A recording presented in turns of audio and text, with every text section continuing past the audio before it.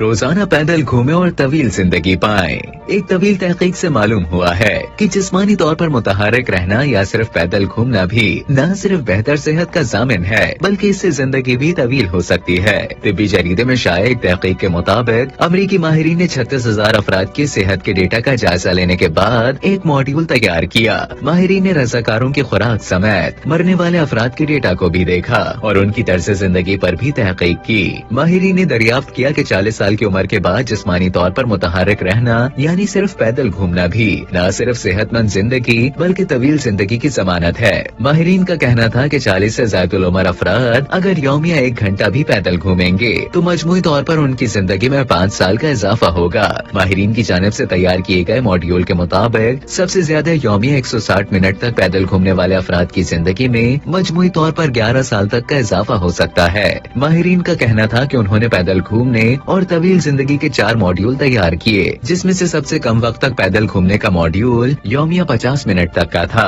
ماہرین کے مطابق 40 سال کی عمر کے بعد یومیہ 50 منٹ تک پیدل گھومنے والے افراد کی مجموعی زندگی میں 5 سال تک کا اضافہ ہو سکتا ہے۔ اسی طرح ماہرین نے یومیہ 80 منٹ اور 110 منٹ ماڈیولز بھی تیار کیے اور پایا کہ یومیہ 1 گھنٹہ زیادہ پیدل گھومنا مجموعی زندگی میں 1 سال کا اضافہ کر سکتا ہے۔ ماہرین نے اس بات پر بھی روشنی ڈالی کہ دنیا بھر کے زیادہ تر ممالک میں پیدل گھومنے کے لیے روڈ، راستے اور فٹ پاتھ یا پارکس تک موجود نہیں، جس کی وجہ سے لوگ پیدل گھومنے سے گریز کرتے ہیں۔ ماہرین نے حکومتوں کو تجویز دی کہ وہ شہروں میں پارکس بنانے سمیت اس طرح کے ٹریکس اور راستے بنائیں جن سے پیدل گھومنے والوں کی حوصلہ افزائی ہو۔ اس سے نہ صرف لوگوں کی مجموعی صحت بہتر ہوگی بلکہ بیماریوں پر ہونے والے اخراجات بھی کم ہوں گے۔ وزیر صحت سندھ ڈاکٹر عزرا افضل پیچھو کہتے ہیں لوکل گورنمنٹ کو کتوں کی بڑھتی تعداد کے بارے میں خبردار کر دیا ہے۔ ہم نے ہسپتالوں کی ایمرجنسی میں اینٹی ریبیز سینٹر قائم کر دیے ہیں جہاں ویکسین موجود ہے۔ کتوں کی تعداد میں کمی لوکل گورنمنٹ کی ذمہ داری ہے۔ لوکل گورنمنٹ کو ہم نے کہا ہے کہ کتوں کی جو تعداد ہے وہ بڑھتی چلی جا رہی ہے، اس کے لیے کچھ نہ کچھ کریں۔ جتنی بھی ہاسپٹلس ہیں ان میں ایمرجنسیز ہیں، ان میں ہم نے اینٹی ریبیز سینٹرز قائم کیے ہیں، ویکسین رکھی ہوئی ہے۔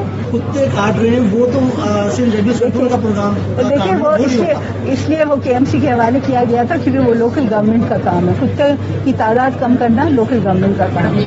پارکوں نے پاکستان کے ہیومن اسپیس فلائٹ پروگرام میں ایک اور اہم کامیابی حاصل کرتے ہوئے خلا باز امیدواروں کے انتخاب کے عمل کا ثانوی مرحلہ کامیابی سے مکمل کر لیا۔ پاکستان میں ابتدائی اسکریننگ کے بعد 2 امیدواروں کو شارٹ لسٹ کیا گیا۔ ISPR کے مطابق دونوں امیدواروں نے چین کے ایسٹروناٹس سینٹر میں بین الاقوامی انسانی خلائی پرواز کے معیار کے مطابق طبی، نفسیاتی اور صلاحیتی ٹیسٹ مکمل کیے۔